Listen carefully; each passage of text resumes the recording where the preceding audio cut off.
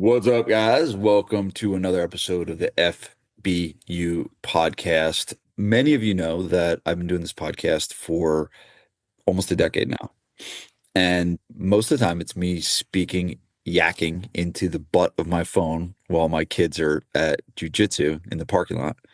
And we've been able to acquire the number one spot in the fitness business podcast space. We are the number one ranked podcast in the fitness business space. And that's not by my mom, and that's not by my wife, Vanessa. That is by some very obscure website that probably found some algorithm and spit something out. But at number one spot's a number one spot, so we'll take it. But one of the things I really enjoy doing is interviews is sitting down and talking to people, and not just you know gym owners of that are like my colleagues and friends, but clients of mine that are in the SPF mastermind. And that's kind of what I'm doing today. And I am here with Anthony. I'm going to get it right. Dostiche. It's like there's a few people in my group that I've been calling them the wrong name for like 5 years. And finally, one time, sheepishly, they'll come up to me like, my name is spelled, and you were the one. I was like, Mm. I was calling you like Diastis the whole Yeah, time. You like, 5 years later, you said, no, it's actually Dostiche. Is that French or something? Like, how do you, that it's actually Italian, but I just found out I'm a little Greek too. you're oh, you're Yeah, Greek, you're yeah, like yeah, me, half yeah, Greek and half Italian. yeah. All So right. it's a good mix. Well, we have Anthony Dossiche. He's a phenomenal gym owner from Chicago. He's been in our world for a really, really long time and has a really cool story.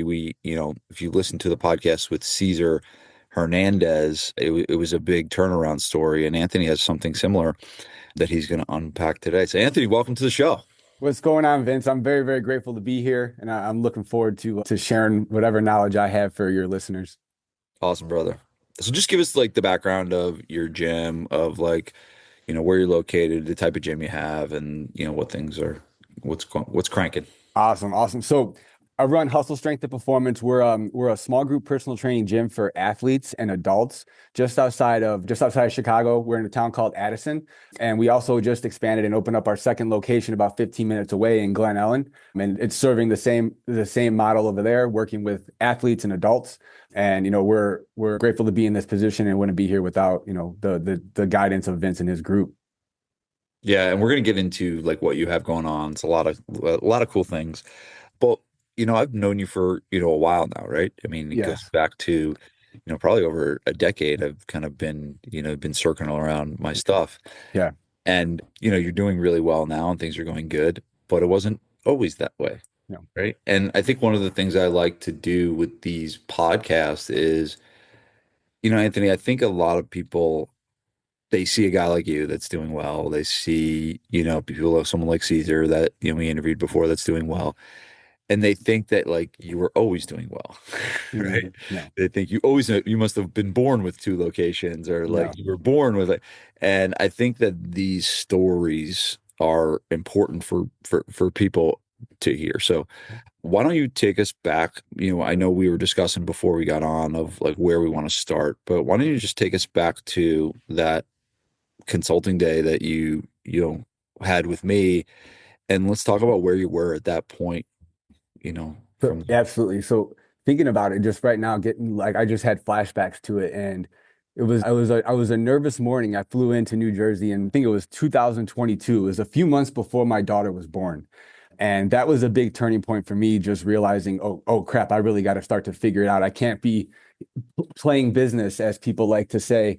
And it was a big turning point and an eye opener when I realized that, hey, I was going to be a dad. We wanted to buy a home. Me and my wife sat down. We had some goals that we needed to put in place.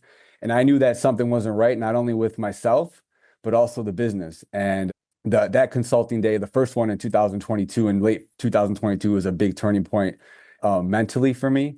I remember, we sat down and spent the first half of the consulting day was spent more on my mind than anything in the business, because, that kind of solidified a lot of me. And, the success of the business, wherever it can be, is based off of me and my head and my mind and my emotions. So dialing in on that was a big turning point for me. And then, we got into the so market. let's Yeah. stick there for a second. Yeah. Like, what were some of the things that I often say I have this quote all the time that, the number one chokehold on a Hmm. business is the psychology of the owner, Hmm. right? And I can address marketing and sales and operations all I want, but if we Hmm. don't address the mind, we're not going to get where we want to be. And so, what were the things that you were struggling with relative to mindset Uh, there on that in, day? in all honesty, it was probably the lack of confidence and the belief in myself to actually go out there and grow the business. Because I see, I mean, in your group and stuff like that, there's so many different people with the same level or higher levels.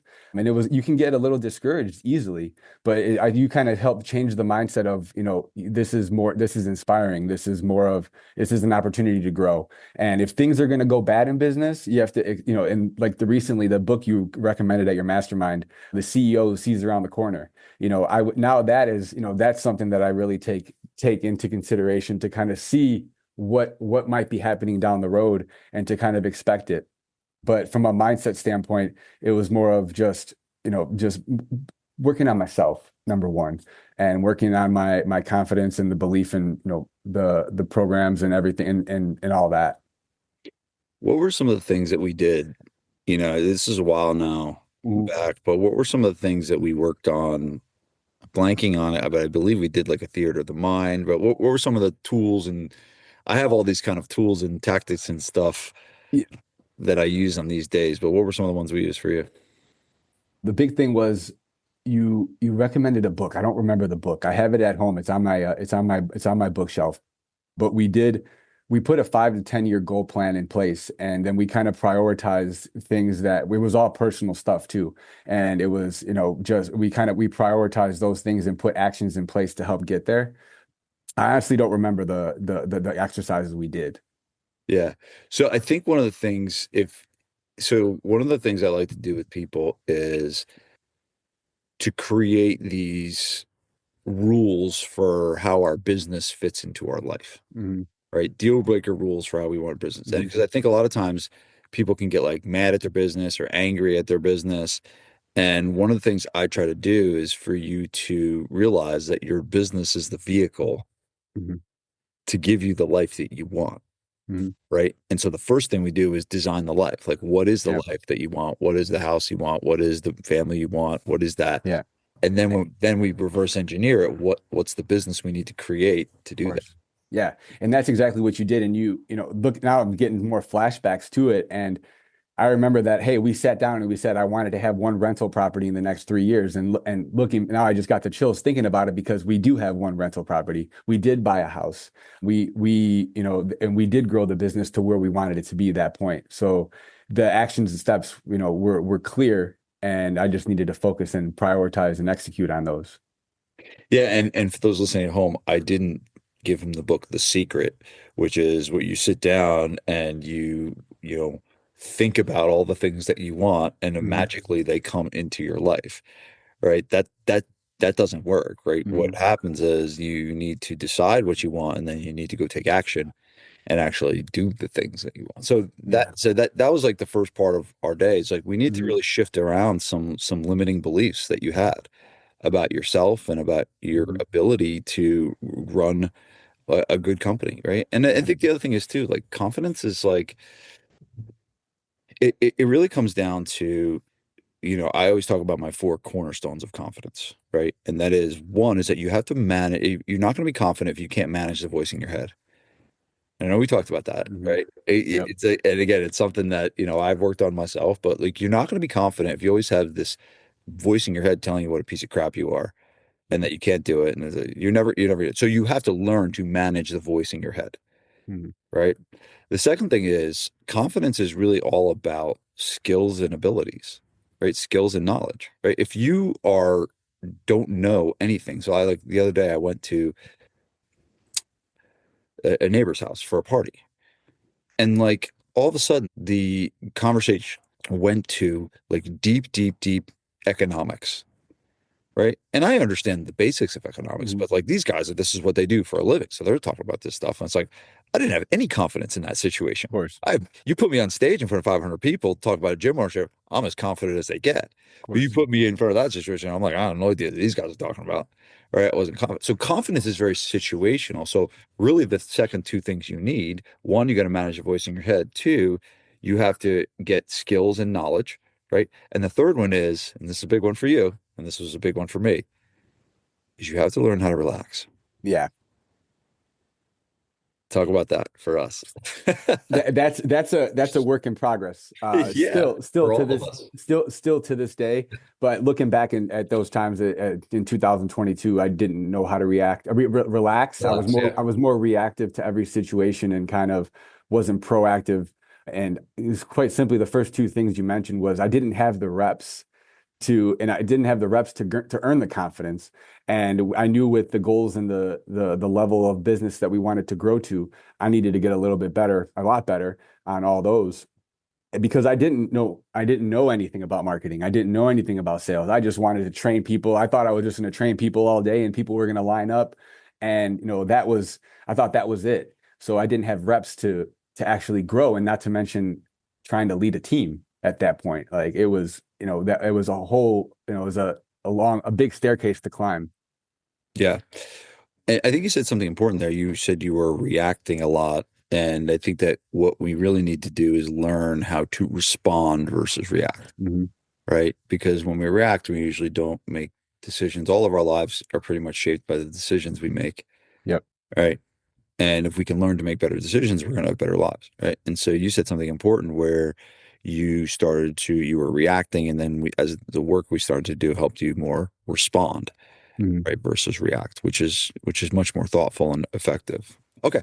So I know I do this with everybody, right? And I know we dug into some numbers, Yes. right? So that was kind of our next step in the day. Hmm. So talk about that part of your business.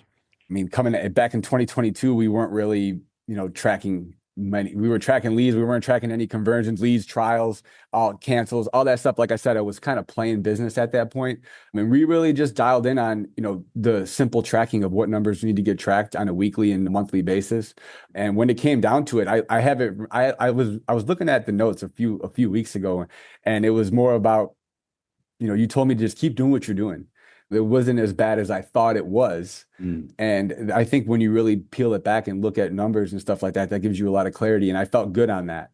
And I still use that to this day. And obviously we should. But, even looking at our new location and our current location, if we have a down week, in 3 years ago, I would have got emotional about it. But right now we're looking at, okay, well, why is that? What are we going to do? What's the plan in place to help get some more revenue this week? So it's more about just putting a plan in place to to to get clarity on all the numbers. So you were like almost the opposite of a lot of people where you were actually doing better than you thought from a financial standpoint, but you didn't know the numbers, so you didn't know that you were actually doing pretty good. And Yes. you were telling yourself you were doing bad, but you were actually doing good. Correct. And I remember you said it was, the number was three. So it was get three a month, get plus three a month, plus three a month. And that's kind of what we were doing leading up to that. I mean, I really didn't know where I was at, but it was, you kind of simplified it down to just, hey, just plus three. You need to get this many consults. You need to sell this many people and go plus three on them. See, this is all coming back to me Yeah. at this Same day. here. Same here. Yeah, yeah, yeah. As we talk about it more, but I remember what happened because I remember I looked at the financials. It's like, okay, Hmm. things are looking good. Your leads were on track. Your trials were on track. Your attrition was on point. Hmm. So what's next? We raise price. Yes. Oh, And so let's talk about that, right? yeah. Because that was the next thing Forgot that about you that one. needed Yep. to do. The numbers were on track, right? It Yes. wasn't a marketing problem. It wasn't an attrition problem. It was simply we had the ability to make more money, Of course. but we were underperforming from a price standpoint, which is Yes. why the business wasn't making more money than it should have. Yes. So, Absolutely. which is a very scary thing for most business owners. This is going to be very helpful for a lot of people. Talk us through Yeah. talk us through your Uncle Vinny strong arming you to raise your It, prices. Vince got pretty serious. They like the mindset part was serious. The all that stuff was very serious, but he got pretty stern and serious during the part of just telling me to raise my prices because he kind of just said, you're going to pay for your consulting day by just raising your prices here. And I had a lot of reservations about it. That was the most skeptical thing because, never done anything like that in the past. I had people who I thought were my friends were members, and I want to raise my prices on them. And, we raised it at that point. I could look more into it, but I think we had definitely over 100 at that point, we were over 100 members, I think 120. And we raised it $20 on people, and one person canceled at the end of the day. So that was, that was a big eye opener. So going back to when I told you to raise your Yeah. prices, I remember the look on your face. You were Yeah. just like, I can't do that. Yeah. What was the things going through your mind? What were the fears? Because I think this is important because I think a lot of people are listening to this and they're like, I can't do that. I'm not going to raise my Mm. prices. Everyone will leave. What were the reservations that you had about it?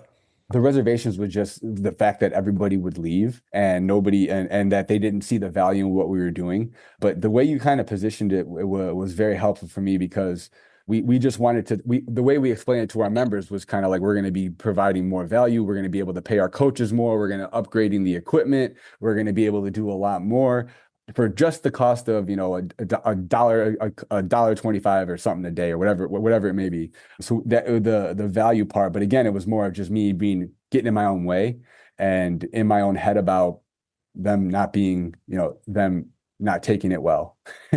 Yeah. Yeah, and that's a very common thing of like what when you raise price, it creates possible controversy, right? It Mhm. creates, people looking at you as greedy, people, thinking that you're all in it for the money, which Yeah, is of like that's hurtful. Like and it's not true, right? Because you do want to, yes, you do want to make more money, but at the end of the day, you're doing this to help people. So course. I think a lot of guys struggle with that. And then what was the final thing that got you to be like, all right, I'm gonna do this? I think obviously the guidance throughout the whole process and helping me with the letter that we're going to send, but the biggest thing was just, That's right. We did draft your letter yeah, at the day. Yep. yeah. I think you had Joe help a little bit on that one too, Yeah, which was, Joe's the man. yeah, which was awesome. But then what was the question?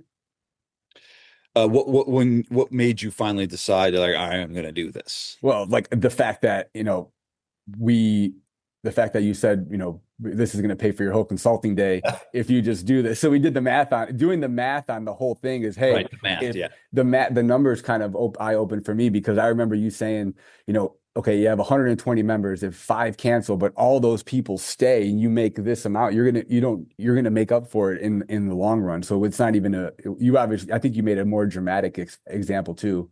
Like if, Yeah, so I think that for those listening, what I did with him was I basically tries to create worst case scenarios, yeah, right? So like if you raise price on 120 members, and I usually ask you like, what do you think worst case is? Like yeah, of you know that not everyone's going to leave. Like that's not a realistic thing, but course, like let's call it worst case, like how many people leave. And like you picked a number, I don't even remember what the number was. And I believe that with the price raise the number that you said was worst case scenario, it was a yeah. break even, right? Mhm. There was no change in the revenue they were making, even with a loss of X people. I don't remember what the number was. And so I think that that's one of the things for those listening, if you're, going to raise price, is doing the math, right? Of What course. is the actual numbers and what can you afford to lose? And in my circumstance, I've done this many times. I have never ever seen a gym owner hit their worst case scenario. Never once. Mhm. And so you said you lost one member from it? Yes, yes, and she was a college age student, and that was kind of it was expected at that point. Right, Yeah. right. Okay. Yeah. So there's always going to be some, loss. Sometimes there's none. Sometimes Mhm. there's none, but yeah, usually there's a few. But it's never in the narrative that we tell ourselves of like this Mhm. this crazy stuff. Okay, cool. So now we're moving, right? So Yep. we got our mind in gear. Yes. We have clarity on our numbers. We paid for our consulting day at that point, and then Yeah. some. I mean, Yes. it well exceeded what you paid for the consulting day. A price raise over an annual. Hmm. You annualize a price raise. I mean, it well exceeded. What were some of the other things that we did in that day? we something that really transformed the business was the marketing discussion. Mm. And I can't remember if it was the first one we did or the second one we did, but the marketing discussion, especially on the athlete side, with the sponsorship proposals and the sponsorships Yes, with the that yes. was a I remember that was something that I just, believe it or not, I mean I use it to this day. I just spoke with a sponsorship team this morning, and we're sent out our first batch of emails today. So Nice. that still works, and that's something that that I still take from that day. What is it that's brought you a bunch of new customers? Yes. Yeah. Yeah. So I'm For those, do you want to yeah, explain it or do you want me to explain it? you can explain. Yeah. Yeah. I'll explain it. So Yeah. basically, what sponsorship is that you train athletes. This can be done on the adult side as well, but Hmm. it's easier, a little easier on the athlete side. But essentially, you go to like an organization that is looking for sponsors, right? Call it like your youth sports all youth sports programs are looking for sponsors, Hmm. but even like nonprofits are looking for sponsors and things like that. Even like event things are looking for sponsors. And what you do is many times what the sponsor will ask you is, hey, can you sponsor us and pay $2,000 and we'll put your name in 2-point font on the back of our t-shirt, and Yeah. we'll give you a banner and Yeah. we'll announce your name at the thing, right? And it's just like none of that is ever beneficial for us. So I created a process where it is done literally the only thing that you need to do is ask for email promotions. You basically Yeah. say, I don't want any of that stuff. I just want you to send some emails for me to promote my business. And a lot of times what I'll do is pay more money than they're asking for. If they ask for like Yeah. $1,000, we'll ask for two, we'll give them. I was like, I'll give you 2,000 Yeah. if you do this for me. So that's kind of what the sponsorship is. Yeah, no, and I remember you said one of the big takeaways from that meeting was get 10 sponsors, find 10 youth leagues to sponsor. I mean, I have that on my board in my office, at my house, all the 10 teams, the 10 programs that we're sponsoring and what's the next promotion that we're running with them. I mean, that's been a big it's transformed our business since that day. Because when we promote these camps, we get these kids in the door, and then we give the parent a free month offer, and the parents join our small group program, and that's kind of the foundation of the culture that we're building here. So I want to get some numbers from you, Mhm. and this day, and obviously when you started with us you were doing less, but where was the business around from a revenue standpoint around when you were doing this day? Oh, at that day, without diving into it, I mean that was like I say we were at the high threes, Yeah. high 300s, Give me the three monthly. So like oh monthly. yeah, like 25 a month. Yeah, I would say about 25. Okay, so you're doing 25 a Yeah. month. Okay. So and then so we work on all this stuff, right? And again, we're not only doing stuff on this consulting day, you were in the mastermind, Hmm. you're getting, on calls and stuff with different coaches and getting help and support. But you're at 25K around this day. Hmm. If we fast forward to today, where are we at, right now? Yeah, so on 2025. Yeah. So 2025, we crossed about 760 in revenue, 760K in revenue, about, let me see, I would say about 65K average per month. And then and that's across athletes and adults across one location. Yeah. Yep. Amazing. Yeah. So you basically went from 300K a year to 700 something K a year, Mhm. since that day. Since Yes. that day. Yeah. Yes. Amazing. Yeah, yeah. Congrats. And no, it's been a wild ride. I mean, even coming from the consulting days to the CEO mastermind to just Yeah. learning at every event, all that kind of stuff, sending people on the team to events to kind of grow and get better too. So it's been transformational. Amazing. And then now I know we wanted to get to this. You were talking about the second, location. So tell Yeah. us about what's going on there. Wait, can I touch on a little bit of the core values and stuff too? Yeah, yeah, Yeah, yeah. okay, cool. I did something because I not something just popped into my mind too about Yeah. what the biggest shift in all of this. Okay. The biggest shift in all this was, every gym owner says they have core values and stuff like that. Like, but are they really written? Are you really thinking about them? Do you have a mission statement that you go by every single day? I mean, one of the biggest transformational things, aside from the marketing, aside from the sales part of things, is really diving in and figuring out what your core values are as a business. And I thought I had them until I really sat down and thought about them. And once you really dive in and figure out what those core values are, it's going to make a whole lot of your decisions that you make when it comes to hiring and when it comes to your marketing and your sales a lot easier because you just filter it through there. And once you, as a gym owner or any business, I think figuring out what those core values are and living by them, that should have been something I should have done a long time ago. But the past couple of years have been really good, especially when it comes to figuring out, who is a good fit on your team. That's been a big one for me. Yeah, because I know we've had some challenges Yeah. with staff and things like Mhm. that over the years, and you've done a great job of weathering that Mhm. storm. And we, all of us that are running businesses, have had those situations as well. I always look at core values as the definition of the culture, right? Mhm. And it's one of my mentors, Seth Godin, told me a long time ago that the number one job of the business owner is to drive the culture. Yeah. And for many years, I didn't really know what that meant. And I knew the first thing was to have a definition of it. And what you're talking about is core values. Like that is it. Mhm. Your core values are the definition, of your culture. So can you take us through like what was the process that you used to pick your core values? Did you work on it yourself? Did you work on it with your team? Like what was? Yeah, well, first I went through what my personal core values are, Mm, and I went through like I looked up, I thought of mentors in my life, I thought of my upbringing as a student athlete, I thought of people like you, and how they lived and how they lived their life, and from Vince, from you to Walt Disney to Michael Jordan, and going to Disney World and that experience, and kind of putting it all together into how I live my life, but also how, what success looks like to a member at Hustle, whether you're an athlete or an adult. So I spent some time and I wrote down a whole bunch of words on a piece of paper. And I thought I had about 10 or 12, and then we just crossed them off and we kind of put them together, and now there's five that, they're not only just words on a wall, but there's things that we talk about in our team meetings, and we highlight our coaches by living out core values and stuff like that. So I took some time and really dove in on, what makes me me, and also what makes Hustle special, and then came up with those. I believe that you gave me a t-shirt, right?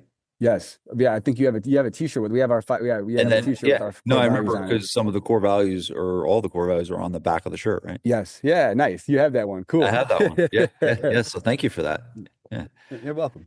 And I always want to, the caveat is I always, tell this to people on the podcast and on the Wednesday calls is that, if you ever are so bold as to give me a t-shirt, you just never ever should leave the mastermind group. Yeah. Because if you do, Uh-huh. what I do is I donate your shirt away. And what you'll do is you'll be walking through the streets of Chicago and you're going to see a Hustle Strength shirt on a homeless guy. And that's the price you pay for leaving the SPF mastermind. No, I'm just kidding. Yeah. I always say that mess with Yeah. people. Just like, be careful what you give me. Be careful what you give me.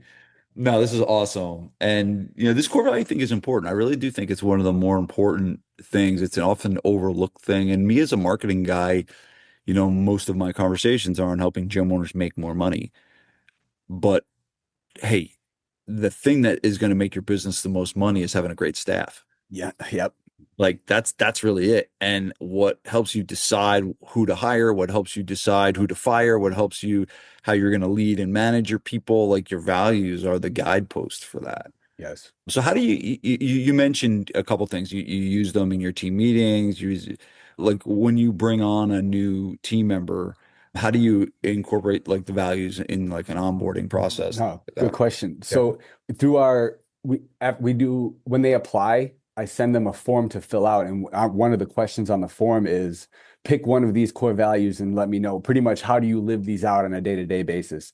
And they pick. We have I list all the five core values, and then they pick one, and then they explain how they live it out, and then we get on the phone a little bit. I talk to them a little bit more about that core value, and then when they come in for their interview, we kind of get a good feel for them, and based off of that, and when they reach that point, we have a better understanding on if they really mean it. Right. But yeah, we use it as an initial question in the form. Okay. Cool. What are some of the things that you've done from I mean you've grown your business by, you know, $400,000. Right? You've gone from Mhm. 300K to 700K. What were some of the other things that you've done from a, like a sales and marketing standpoint that's helped you grow the business? What were some of the, we talked about the sponsorship folder, but like what's maybe something on the adult side that has been helpful? From the adult side, it's honestly having a set marketing calendar and sticking to it. Yeah. As simple as that. And kind of, looking back to see what's worked last year, like what I'm doing right now. Like around, we have our 21-day Fit Mom challenge coming up, leading up to Mother's Day, Perfect. using the holidays to kind of set up your marketing calendar for success. Like around summertime, it's the six, we're doing a Memorial Day meltdown, whatever it may be. So it's, getting sticking to the calendar, looking at the holidays that are coming around and keeping it fun for the members, not only obviously, yes, internally to get them to do some of the challenges and fun things, but also on the external side, keeping it fun, doing giveaways, getting involved in the community, putting stuff at, we have our protein powder. Shout out Jason DeRose. Yeah. We have our pro, Yep. we have our protein powder at a couple restaurants in town. We do Wow. yeah. That's So cool. we sell protein powder out of their shakes at a couple restaurants. So it's doing that, Nice. getting in the community. This is fresh on my mind because I talked to the team about it because we can do all the Facebook ads that we want, all that stuff, but they have to know, like, and trust us, especially with our new community that we're trying to develop over there in our second location. They have to know, like, and trust us. So from a marketing standpoint, I like to pound the pavement. We have about 10 events in the pipeline for, for teams, for sponsorship stuff and, and events. We have a menopause event coming up next week at the new gym. So the Teaching mark that, you? No, I'm not. We have a I was like, I menopause. hope you ain't teaching No, about no, menopause. not me, not me. We have a menopause specialist coming in. Thank God. Yeah, yeah, she's great. So You'll have like one person that comes to that. nobody, yeah, yeah, no. So from a marketing standpoint on the adult side, I'd Very say good. that. Very good. That's such a very, very important point that you make about the marketing calendar and planning what you're going to do in advance. It's the same thing with planning your day the night before, Yep, right? If you don't plan your day the night before, you're going to have a shitty day because you're just going to be like a ship, sailing around at night, aimlessly wandering around. And the same thing goes for a marketing. That's one of the reasons why in SPF we we started this year, but we do a 90-day marketing plan meeting 6 weeks before the quarter starts, yep, right? So before quarter two started, right? Quarter two, January, February, March.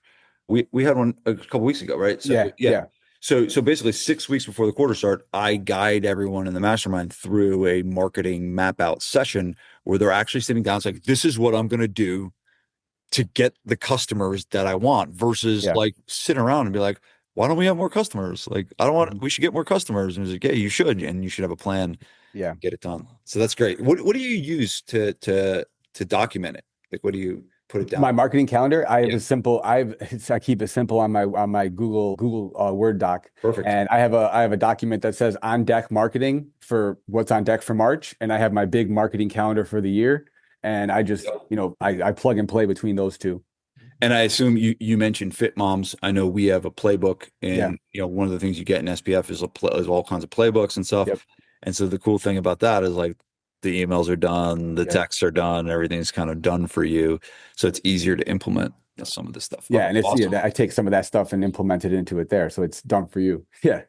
very cool. Have you used my testimonial email builder yet? That's yep. It's funny you mentioned that. So I've used it twice already. Oh, awesome. Yeah, one is set to go out this afternoon at 1 o'clock our time. So I'm excited. It made things a lot better because I hear conversations on the floor and I just take that. A marketing tip for you, for everybody listening, is listen to the conversations that are going on in your gym and dive deep on that. So yeah, I'm looking forward to continue to use that.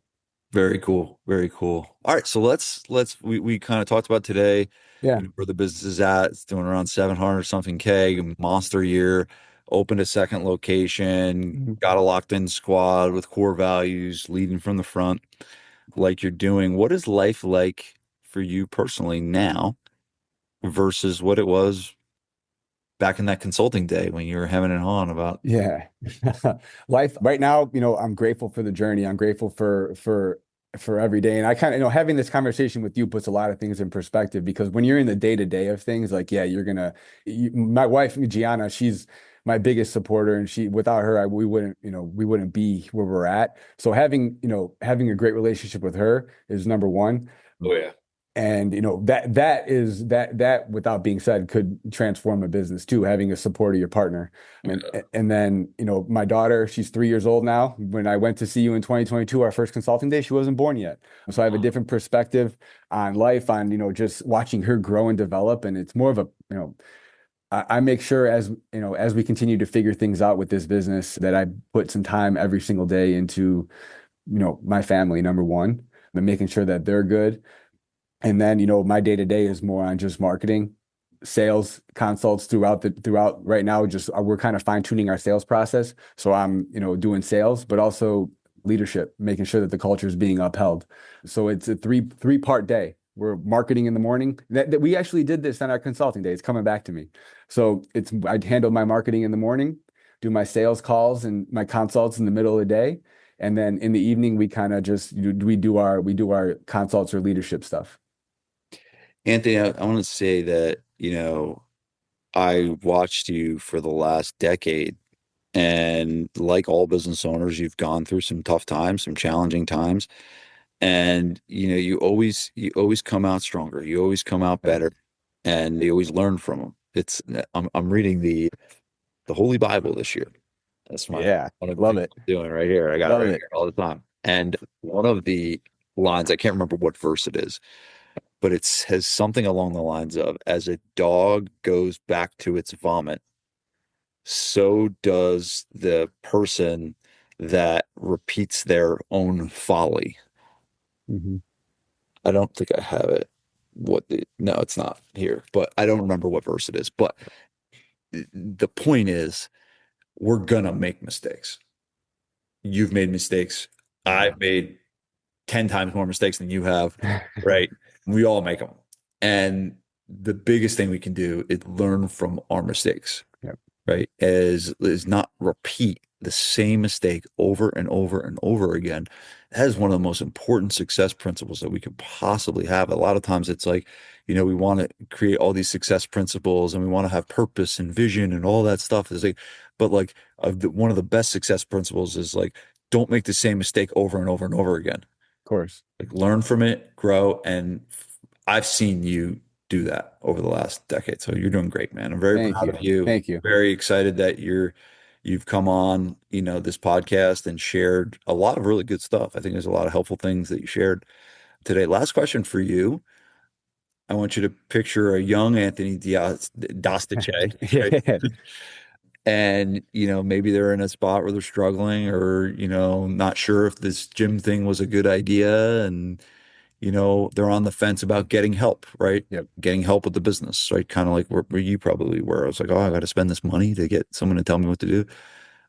So what is your advice to that gym owner or business owner that's on the fence about getting help with their business? What is your advice to them? If I was talking to them, I would number one, I'm gonna SPF mastermind, no doubt about it. I've seen a lot going on. I've seen a lot of the industry, obviously, for over 10 years in business.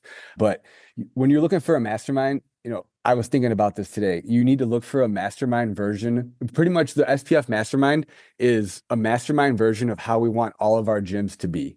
We have you have great leadership, you have great marketing. There's great retention on the SPF. Once you're in, like you're rarely going to leave. And most importantly, there's a great people that run the SPF with a shared value and a mission. And if you go to one of your one of the SPF events, you're going to feel family, you're going to feel community, you're going to feel relationships, you're going to feel accountability. Like that's what we want our gyms to be. So why not be surrounded by, that type of feel when you go there? You're going to see Vince's kids around. You're going to see, it's a family atmosphere, but we're going to get down and dirty and we're going to get better. And that's, if you're looking to grow your gym, if you're looking to grow your gym and have it be like that, why not surround yourself with people who have that type of mindset? That was very well done. Yeah. Excellent. That was very well done. Anthony, very proud of you, excited for the future. And again, I really appreciate you doing this podcast. Awesome job. Thanks for having me, Vince.